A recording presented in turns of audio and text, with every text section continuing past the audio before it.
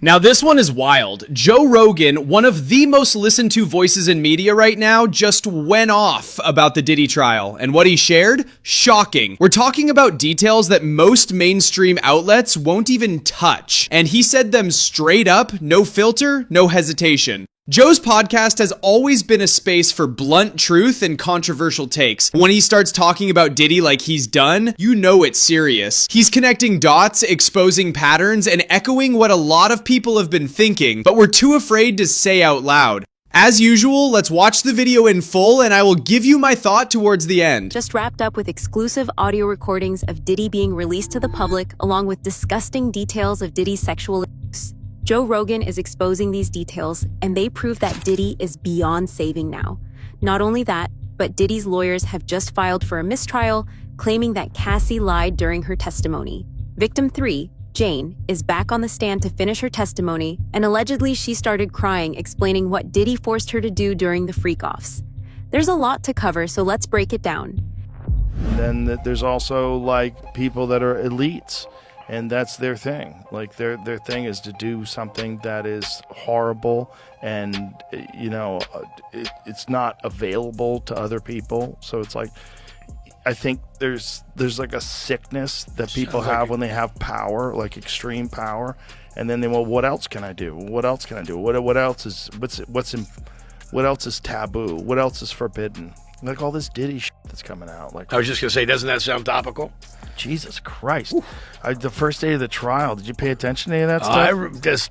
I looked at it for like 10 minutes this morning, and I was like, I gotta stop. I can't look at this. Well, what freaks me out is the people sitting in the courtroom listening to it. Right. And there's a wide spectrum of people that are getting subjected to it, and you just sit there and go... Yeah, well, not only that, how about the fact that this guy was running this for decades? He was doing this for decades. To who knows how many fucking people, and everybody was scared to talk about it because he'd have them killed. Diddy is a sick person, and the things he and other elites in his sex trafficking rings were forcing women to do are disgusting. These elites are addicted to power, and they want to humiliate others. Cassie testified that Diddy would sit in the corner and control everything.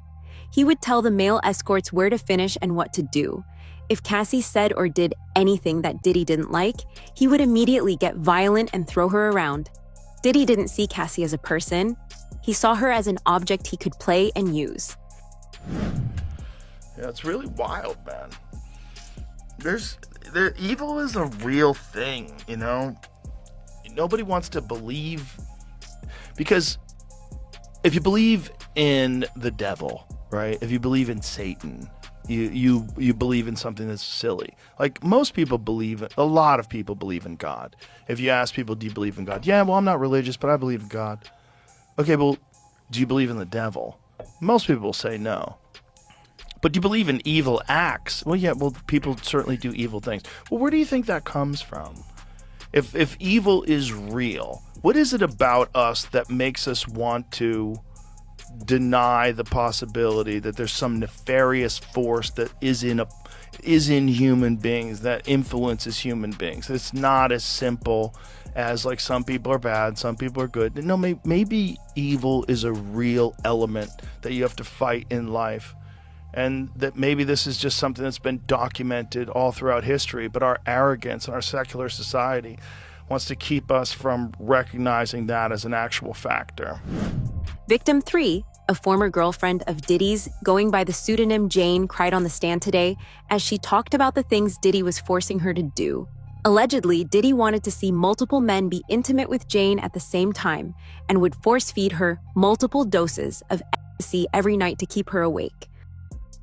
The third alleged victim, who goes by the pseudonym Jane, was back on the witness stand for her first full day of testimony. The prosecutor played an audio recording for the jury of a hotel night with a male prostitute Jane identified as Dawn. On the recording, Jane and Dawn are looking for a condom, but Combs didn't allow it and can be heard saying, quote, "You're taking that expletive." Now, Jane testified, quote, "I just didn't want to disappoint my lover. He would be unhappy and wouldn't be satisfied with me." Jane went on to tearfully tell the jury about her birthday in 2023 when she said she was made to have sex with 3 different men in addition to Combs.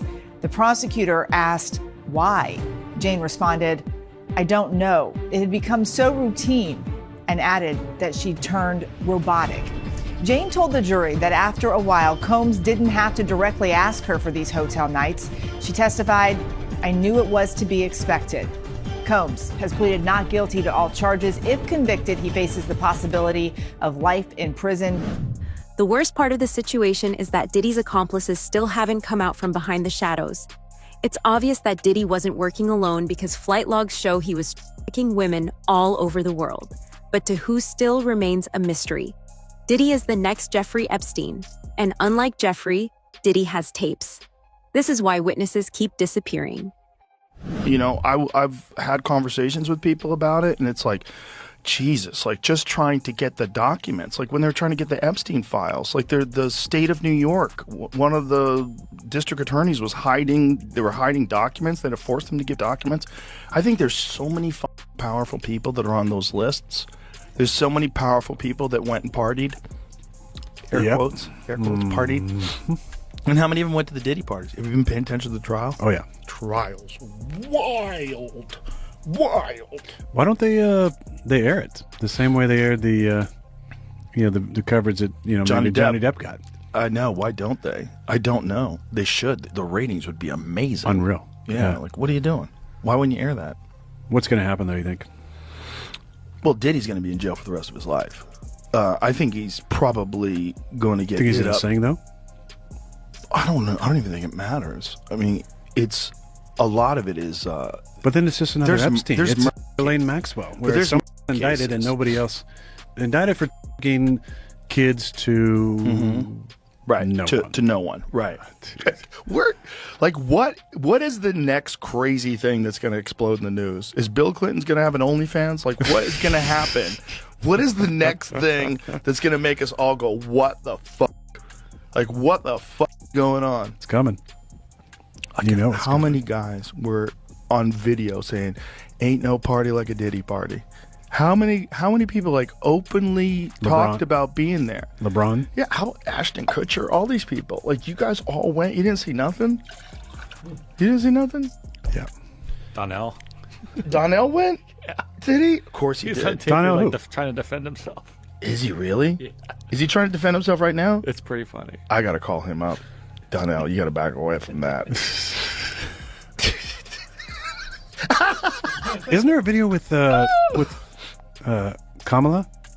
She was at one of the Diddy parties? Isn't she in the background with? It might have been the difference between Diddy parties and freak offs. Oh my god! They're giving him shit too because he's sitting in his. The guy from Chappelle Show. Yeah. And then He's in between Dave's his there legs. too, and then Russell Simmons too. Oh boy! But is that at a party or is that just a group of them together? They were like on a yacht or something like that. Okay, but that's not the Diddy party. No, yeah. It's not like they were kind of. Whew! Joe Rogan didn't hold back at all, and honestly, that's what makes this moment so significant. When a guy like Joe, who's known for challenging narratives and asking the uncomfortable questions, starts saying Diddy is done, it signals a shift. This isn't just rumor anymore. This isn't just Twitter talk. This is mainstream awareness. Joe's commentary pulled together a lot of what's already out there, legal documents, victim stories, industry whispers, and he laid it all out, unfiltered. The way he broke down the alleged behavior, the culture of silence, and the way power has protected Diddy for decades, that hit hard. But what really stood out to me? Joe's point about how these patterns didn't form overnight. This isn't about one accusation or one bad night. This is about a legacy that might have been built on fear, manipulation, and control. And now, that foundation is crumbling in public.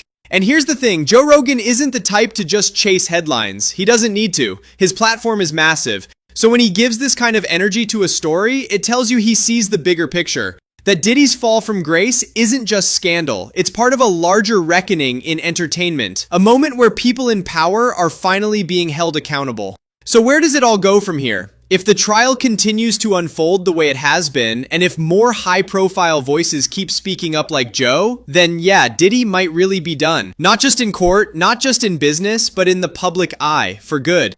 Let me know your thoughts in the comments. Do you think Joe's saying what needed to be said, or are we just scratching the surface of a much deeper story? Either way, one thing's for sure, when Joe Rogan starts ringing the alarm, people listen, and this time the whole world is watching.